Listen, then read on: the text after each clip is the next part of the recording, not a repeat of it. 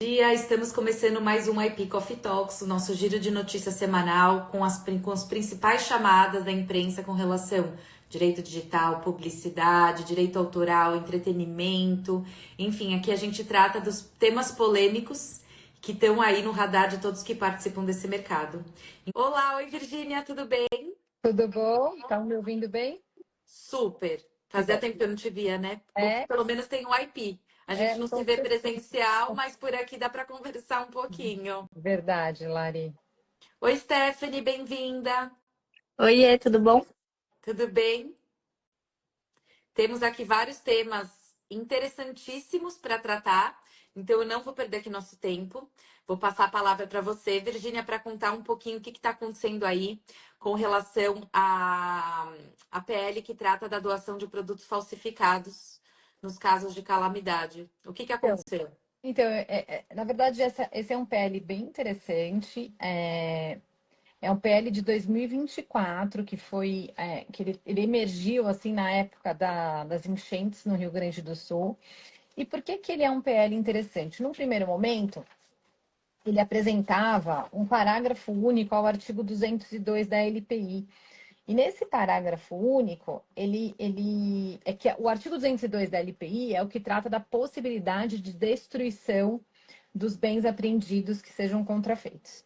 E aí ele falava assim: não se deferirá o requerimento de que se trata o inciso segundo do caput, que é esse inciso que fala da questão da destruição das peças, quando puder frustrar ou retardar a distribuição dos bens apreendidos para amenizar os efeitos de desastre, calamidade ou grave perturbação da ordem pública, vedada em qualquer caso a distribuição de produtos que possam colocar em risco a saúde ou a segurança da população.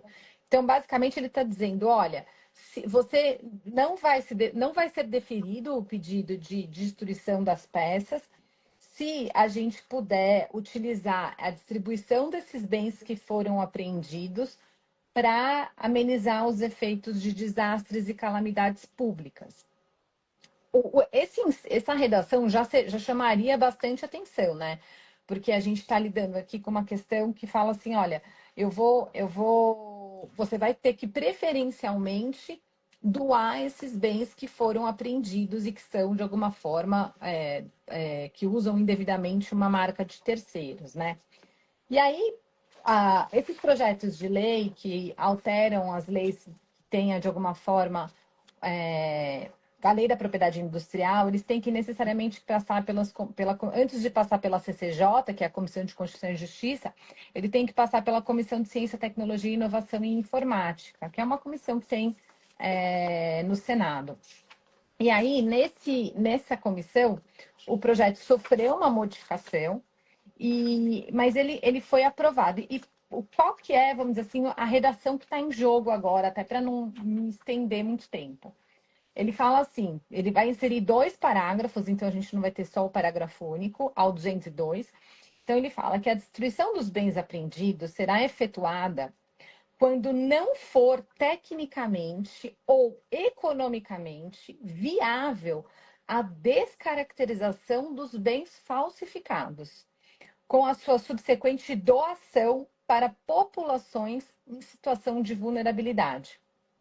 E aí ele fala que vedada em qualquer risco a distribuição de produtos que possam colocar em risco a saúde ou a segurança da população.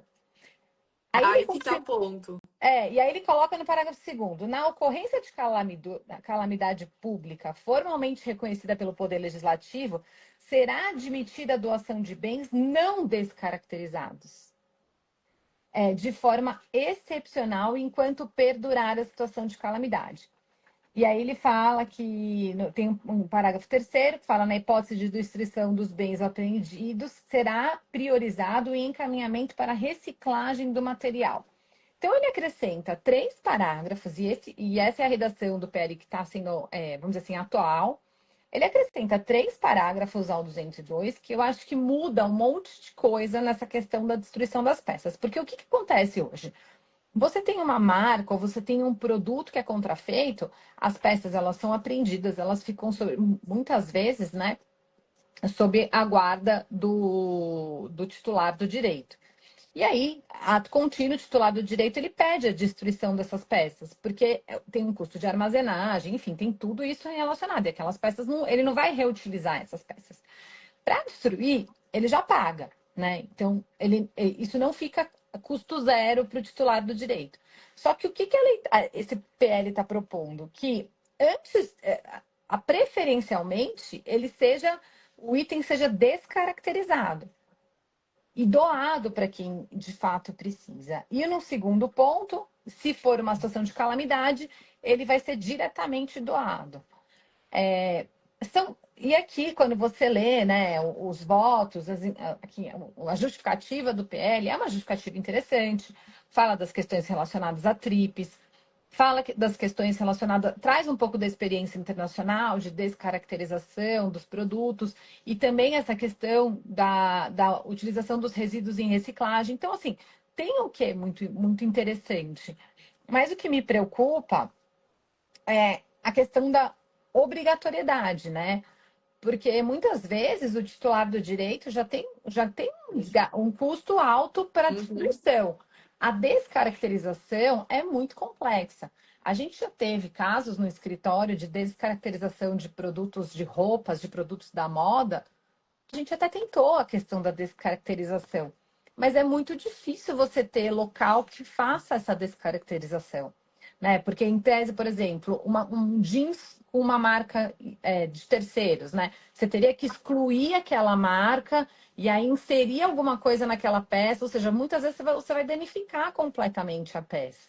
Uma camiseta que tem um logo enorme aqui de uma marca contrafeita, como é que você vai descaracterizar? É economicamente viável você descaracterizar? Você vai cortar, vai colar um negócio em cima.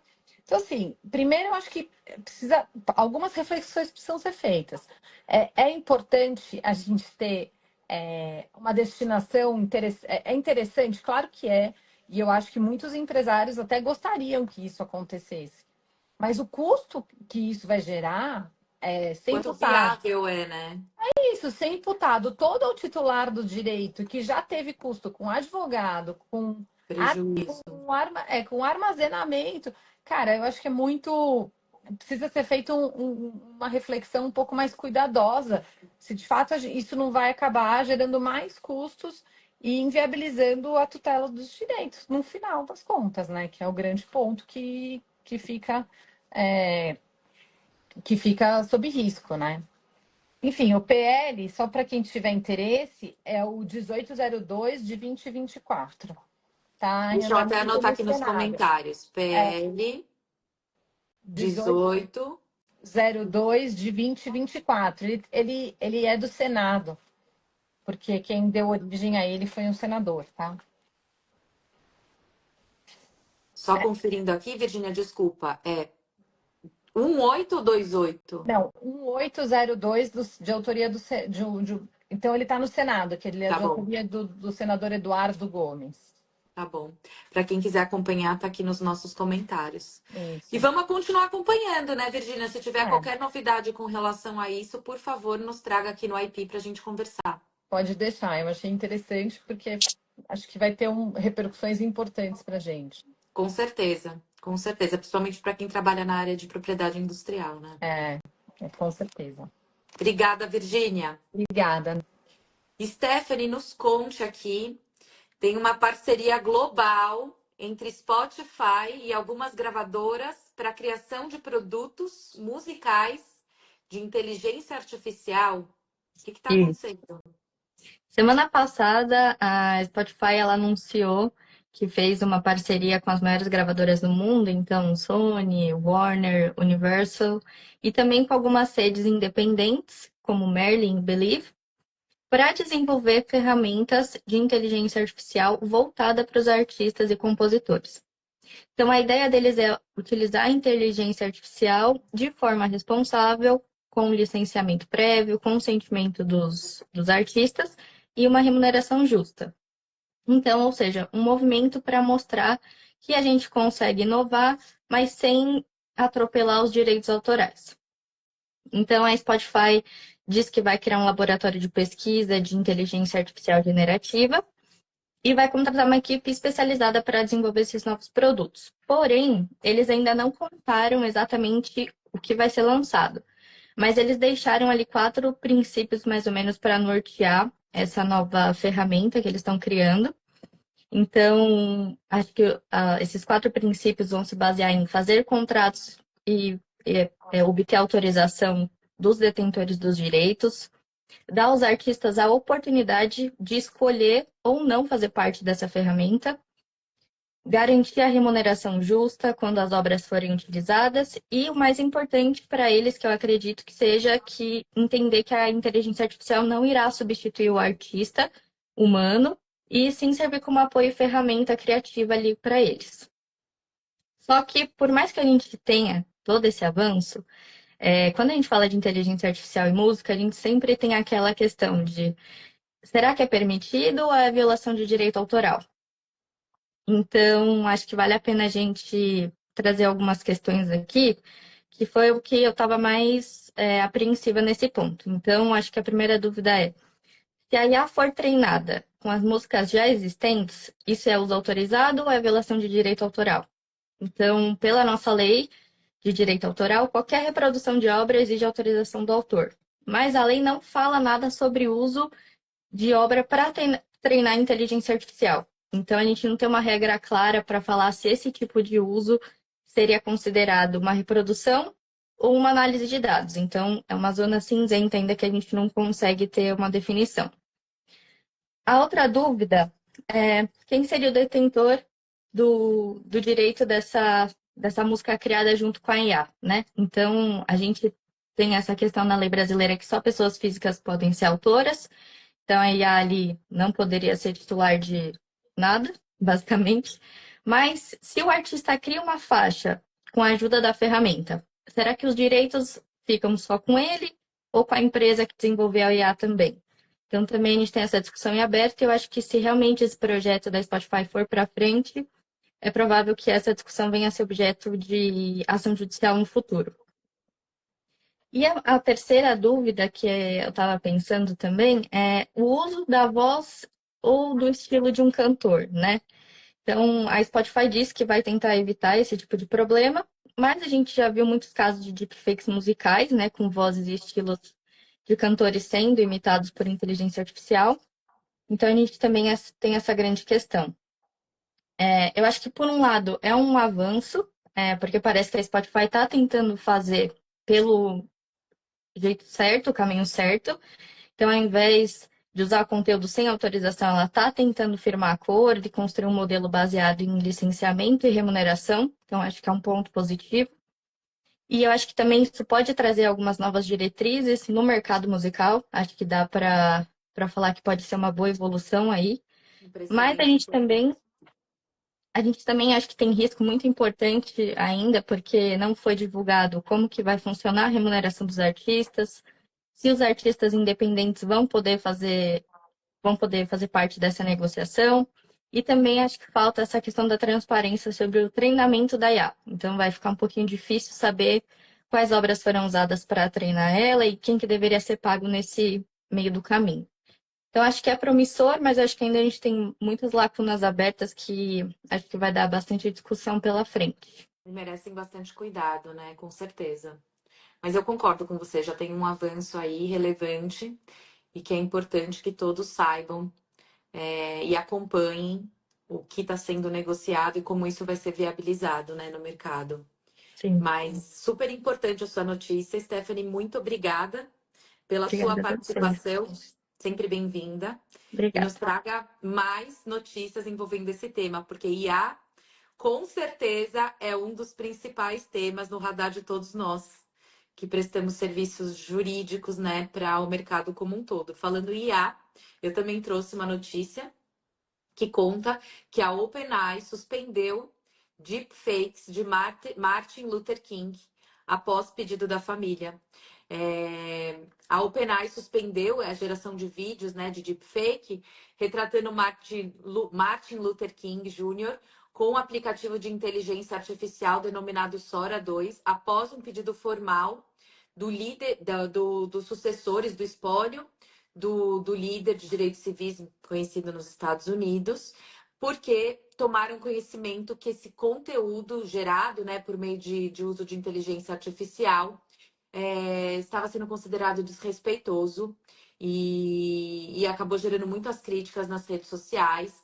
E o que gera também, que acaba gerando também muitas reflexões do uso da inteligência artificial do ponto de vista ético, né? A gente tem sim uma questão legal envolvida e que merece muita reflexão e muito cuidado pelo lado jurídico, mas também tem um lado ético com o uso da ferramenta que a gente não pode afastar. E esse caso, a OpenAI tomou medidas e suspendeu de fato o uso dessa imagem para geração de vídeos por meio de IA. Achei super interessante, mostra aí uma possibilidade de controle, né? Uma vez notificada, ela tomou essa iniciativa, essa conduta, essa medida, e a gente acredita que, na verdade, o Martin Luther King Jr. não é a única imagem de personalidade trabalhada por meio de inteligência artificial.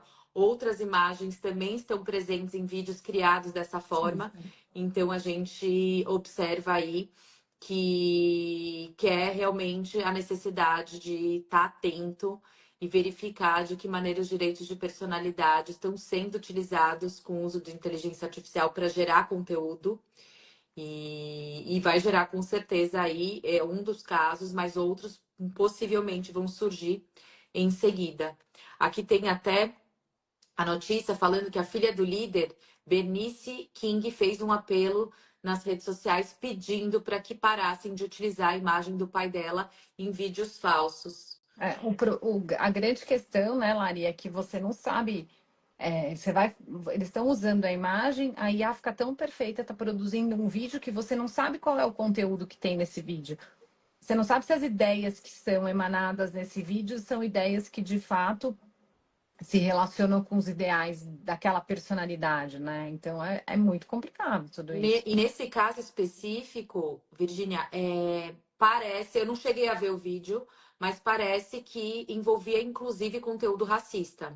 Então, Então, é bem grave, né? Assim, então, realmente gera bastante preocupação, especialmente pelo ponto que você colocou, que realmente, em caso de deepfake, dificilmente a gente consegue observar aí o que é real, o que não é, se foi gravado pela personalidade ou se não foi gravado pela personalidade, é um material gerado por IA. E então todo cuidado é pouco. Nesse caso, eles tomaram uma atitude, entraram em contato com a OpenAI, e a OpenAI tomou medidas para inibir esse tipo de conteúdo. Mas são situações que são cada vez mais corriqueiras e que vão surgir no dia a dia do nosso escritório, com certeza. E eu acho que tem alguns pontos que seriam interessantes, né, também. A gente, não sei, tentar não esclarecimento, porque eles não vão, a gente vai ter que testar os casos, mas qual que é o limite disso? Uma personalidade brasileira, que não é uma personalidade como o Martin Luther King, que é uma pessoa conhecida mundialmente. Se nós pedíssemos algo nesse sentido, seria possível? Os políticos seriam possíveis? Uma pessoa que não é pública, seria possível acolher um pedido nesse sentido? Porque, né, também tem uma questão da própria plataforma. A plataforma também, ela quer gerar conteúdo que seja de alguma forma, porque ela está sendo remunerada por isso, né? O uso pago da OpenAI gera esses vídeos. Então, enfim, tem que saber qual vai ser o limite que isso vai, onde que eles vão encontrar um limite, né? E se foi viável nesse caso, em outros também seria, né? Vamos ver, né? Não. Então tá bom, meninas. Vamos fechar agora o nosso IP dessa semana. Queria agradecer a presença de vocês e desejar um ótimo dia. Até a próxima semana com mais um IP Coffee Talks. Obrigada, agradecendo a audiência. Vi que nossa audiência estava super presente hoje. Obrigada. Obrigada, Contamos com Lari. vocês na próxima Obrigada. semana. Um beijo. Obrigada. Tchau, Boa beijo. semana para vocês. Obrigada.